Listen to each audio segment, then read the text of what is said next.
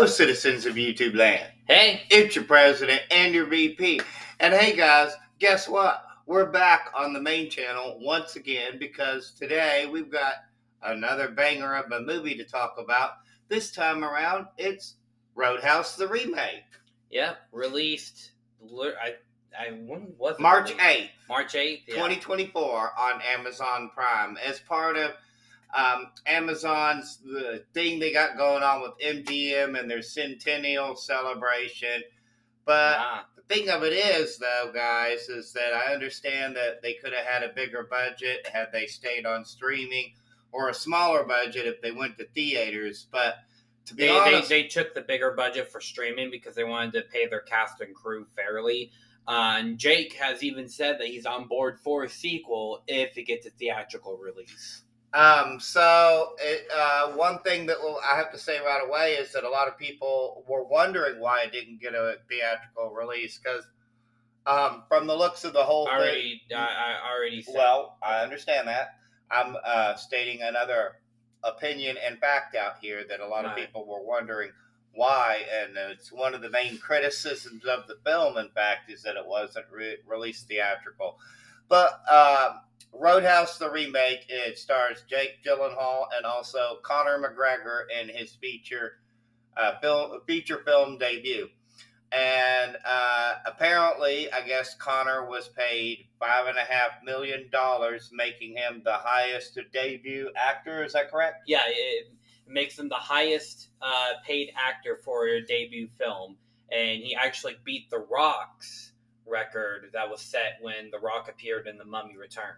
So with that being said, guys, so the remake takes a bit of a departure as the beginning of the movie is that there's this one dude and he's taking on all comers for money in this like underground fight club scenario.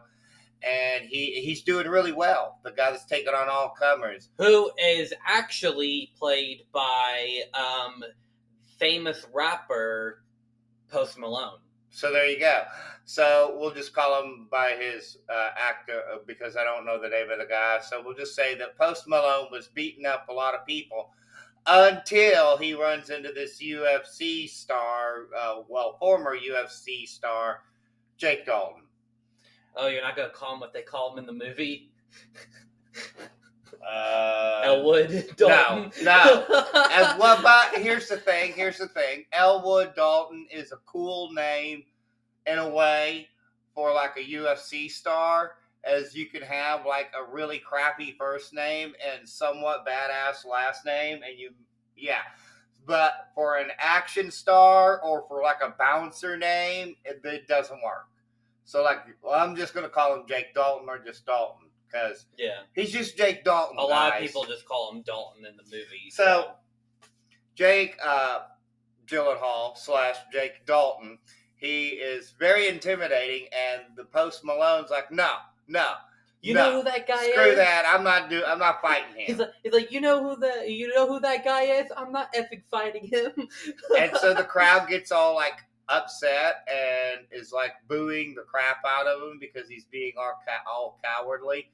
But yeah, so Dalton wins the money, and then this black girl shows up, and she's like, "Hey, I got this bar down in Panama. Come on, not Panama, down in Key West. It's not Key West. Oh, Glass Key. Glass Key. Down in Glass Key in the Florida Keys. So you need to come check it out. It's called the Roadhouse because it's modeled after a Roadhouse bar, diner / bar. So it's just called the Roadhouse. Yeah. There is a Easter egg of like Double Deuce bookstore. No. It's a restaurant that closed down. That's right next to the bookstore. Yeah, in the movie. yeah. It's actually an Easter egg. It's actually a blink it or you miss it type of Easter egg because it says Double Deuce Restaurant, which is a reference to the Double Deuce. So he basically just like, okay, I ain't got nothing better to do at the moment. So he decides he's going to go on down to Glass Key and see what's happening. So he shows up, and suddenly, conveniently, there's a group of Mexican bikers. No, Cuban bikers and a white guy who's kind of like the comedic relief because Dalton makes quick work out of all the Cuban bikers and the white guy, and he like breaks all of their arms and busts them up real good. And it's kind of important because then the white guy doesn't want nothing to do with him the rest of the movie because he remembers his broken arm that's like in a cast. Fun fact: that guy that he broke the arm of, he actually appeared, or he is actually the main character of the TV show Mayans. Okay. So, so he makes quick work of the Cubans who are, in fact, of course, because it's a roadhouse, there's an evil, greedy, corporate, drug-dealing businessman, because that's important, because just like in the original, he's an evil, greedy, corporate, drug-dealing businessman, and just like in here's the difference. In the original movie, he basically built up the entire town, the evil, greedy guy did. In the remake, it's the evil, greedy man's father that had done it, who's actually running things from prison. Yeah. So with that, that's some mafia tactics right there. Yeah, in a way. I mean, or like a calling the shots, so to speak, shot caller, if you will, from prison. So Dalton, he befriends this other black girl and her father, and they have this bookstore. And they're like the last holdouts who are not really in tune with the whole extortion protection scheme that they got going on. Yeah. They're kind of like the last holdout, and she's like, that sounds like a plot to a Western. And I'm like, well, duh, it's Roadhouse. So, yeah, I mean, when they make that reference and that comparison, it will kind of sink into your head that, oh, yeah, I've seen this plot before. Not just in Roadhouse, but in basically any spaghetti Western where the townspeople are having trouble with the local group of hoodlums, and lo and behold, a stranger comes into town and wipes out the hoodlums. So, So, anyways, he basically cleans up the bar, and he starts to make headway, and he's becoming attached to the girl and her dad, and he befriends this other person who's a doctor, who was raised by the bookstore owner, and it's the corrupt sheriff. Yeah, the corrupt sheriff. Excuse me, I'm mixing the two because it doesn't matter that much. For those of you out there who are going to piss and moan about race swapping and whatnot, well, in this case, it doesn't matter because it's Roadhouse, so you don't have to worry about it. Multiple aspects can be changed around and it still be enjoyable. So with that out of the way, the girl was in fact raised by her corrupt sheriff, who is in bed with the evil, greedy, drug-dealing businessman. Yep. Makes sense. He tries intimidation, and that doesn't work. And lo and behold, the real shot caller makes a call. And this is when we are introduced to Conor McGregor and all his evil, smiling glory that he holds on his face the entire film. As he's introduced, because he's literally introduced after he jumps out of a window after having some fun time with a girl, and her father comes home, and he's just walking down the street, just butt naked, by the way, and he's like, hey, I like that jacket. And then it literally cuts to him putting the jacket on, and everything's on fire. He's very over the top, much more so than in the other movies. So now Conor McGregor's character has showed up, and he's causing chaos. And Dalton gets kind of beat up the first time around. It sort of ends in basically a draw. And they kind of go their separate ways because the actual state police get involved and not just the local cops that they can bribe. So they all have to kind of split up and move on.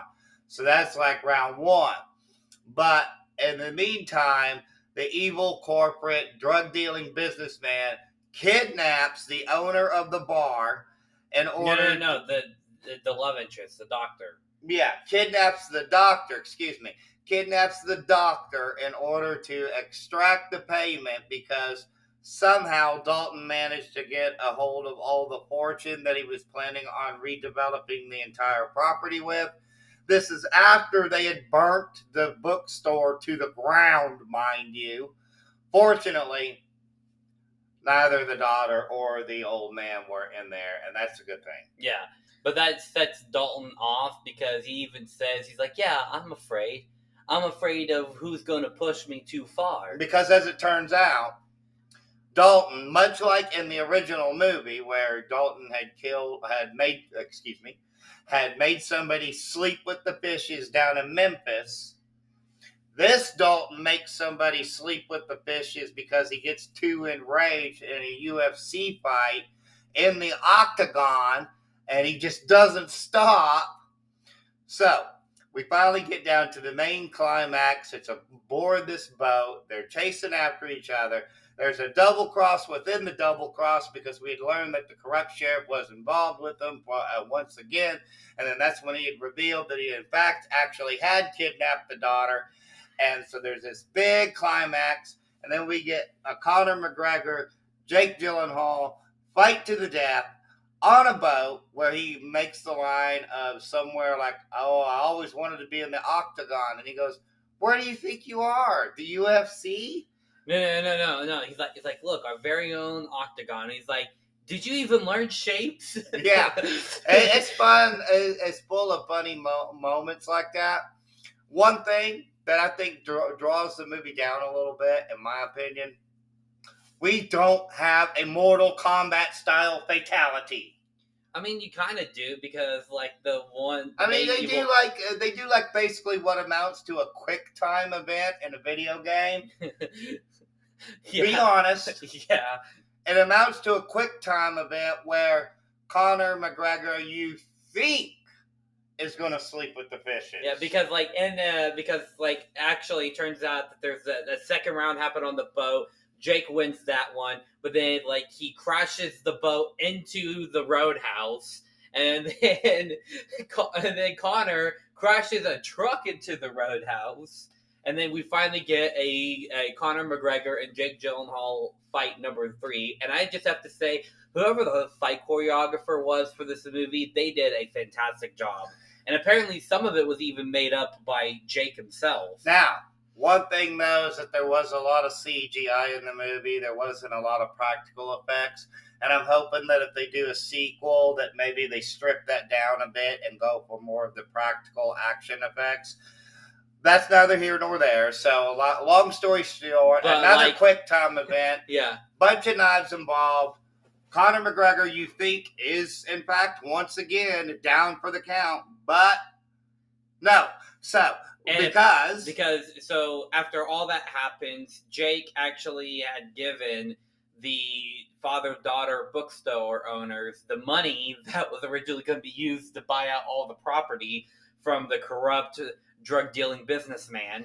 So you think that and then he rides off into the sunset in a bus, but in a post-credit scene, because growing up in the age of Marvel movies, of course, I know there's going to be I have to wait for a post-credit scene. So we see in a post-credit scene that Conor McGregor's character has survived, and he's walking out of the hospital. So, guys, that's basically the story of the Roadhouse remake. There more than likely will be a sequel involved. There's already a sequel to the original Roadhouse, but we don't really talk about that one because it's kind of... So, anyways, this one I felt was a pretty good action romp. It's definitely a breath of fresh air in this day and age of movies where they keep trying to give you messages that you don't want. Amazon, or they keep trying to remake things that don't need to be remade. Amazon, please, more stuff like Roadhouse and not stuff like Rings of Power. Yeah. Final rating for this one, 3.5 out of 5. What say you? I gave it 3.25 out of 5, or 3 3/4 out of 5. All right, so that gives it a combined score of 3 2/3 out of 5. The reason why I give it 3.5 out of 5 and not 4 like the original is a couple of reasons. First and foremost, I felt like CGI was a little bit overused, and secondly, no Mortal Kombat style fatality. For me, it was the Mortal Kombat style fatality that there wasn't any of it. And the fact that this one takes place in Florida instead of Missouri. Come on, also, guys. And the third reason, well, that one too. Also, and the third reason, while appreciated, I feel that like maybe Conor McGregor took a little bit too much of the shine off of Jake Gyllenhaal. Yeah. As I felt like he was just a tad bit too much over the top. Just a tad bit. If you dial it down just a notch, yeah. But with that being said, guys, stay tuned because we got a lot more stuff coming out in the near future. Not really sure where we'll go next with this because we don't really have much more Irish stuff planned. But hey, we did squeeze in another March of the Irish movie because it had an Irish American actor in it. So yeah, with Conor McGregor. So there you go, guys. We've got more Lifetime stuff. I know we're going to get around to finishing up more of that and some redos a bit. And we've got other things coming up. So just stay tuned. There's big stuff coming up on the comics channel. If you haven't been followed along over there, we've got big stuff coming up on our video gaming channel very, very soon. Excited about all that. And if you haven't checked it out already, go check out the brand new Denny and Son music channel because we just uploaded Michael Jackson's Thriller to it, and we have another album that we're going to review very soon. Yeah.